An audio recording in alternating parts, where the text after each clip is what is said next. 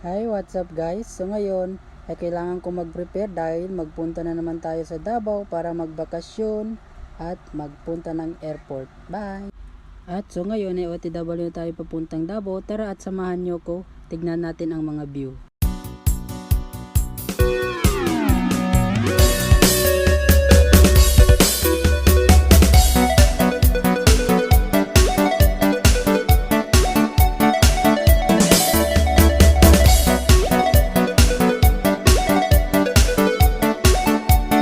At dumating na nga kami sa aming apartment. At nagtaka na naman ako dito kay parang ang lalaki naman ng mga building na to. Ganito talaga pag first time. Charot.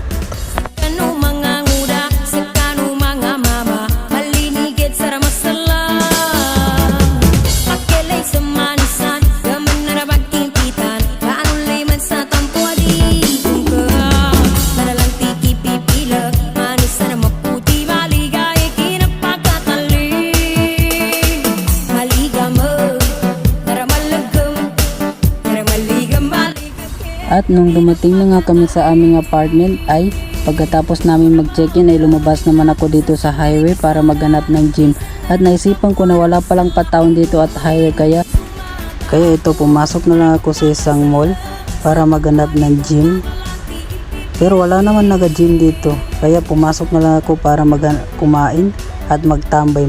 Kaya ito na nga ang nangyari, umalis na lang ako.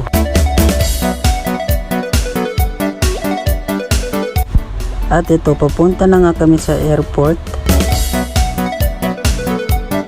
At ito, inumaga na nga kami at nagpasyal naman kami dito sa Coastal Road.